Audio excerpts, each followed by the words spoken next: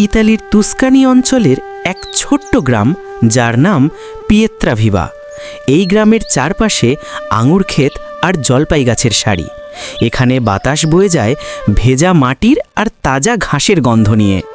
এই গ্রামে থাকত এক বৃদ্ধ দম্পতি, মারিও আর আনা।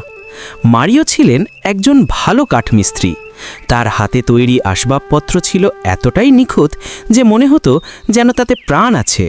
আর আনা, তিনি ছিলেন গ্রামের সেরা রাঁধুনি। তার হাতে তৈরি পাস্তা আর পিৎজার স্বাদ নিতে গ্রামের লোকেরা দূর দূরান্ত থেকে আসত। তাদের ছিল একটি ছোট বাড়ি, যার সামনে একটি ফুলের বাগান ছিল। সেখানে নানা রঙের ফুল ফুটে থাকত।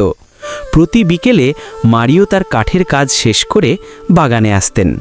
আনা গরম কফি নিয়ে আসতেন আর দুজনে একসাথে বসে সূর্যাস্ত দেখতেন। তাদের জীবনটা ছিল খুব সাধারণ কিন্তু ভালোবাসায় ভরা। একদিন গ্রামের সবচেয়ে পুরনো গির্জাটির ছাদ ভেঙে গেল। গ্রামের সবাই চিন্তায় পড়ে গেল। এমন পুরনো আর ঐতিহাসিক ছাদ আবার তৈরি করা খুব কঠিন ছিল। মারিও ঠিক করলেন তিনি এই কাজ করবেন। আনা তাকে উৎসাহ দিলেন।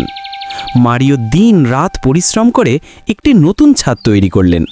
তিনি এমন সুন্দর করে কাঠ খোদাই করে নকশা বানালেন যে সবাই অবাক হয়ে গেল।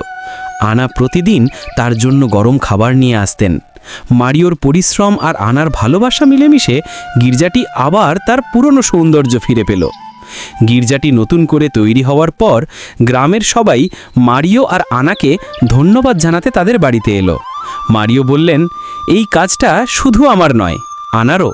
ওর ভালোবাসা আর যত্ন ছাড়া এটা সম্ভব হতো না। আনা লাজুক হেসে তার পাশে দাঁড়ালেন। পিয়েত্রাভিভা গ্রামের লোকেরা এই গল্পটা প্রজন্মের পর প্রজন্ম ধরে বলে আসছে। তারা বলে, ভালোবাসা আর শ্রম দিয়ে যে কোনো পুরনো জিনিসকেও নতুন জীবন দেওয়া যায়। আর মারিও আর আনা, তাদের বাড়িটা আজও সেই ভালোবাসার সাক্ষী হয়ে দাঁড়িয়ে আছে।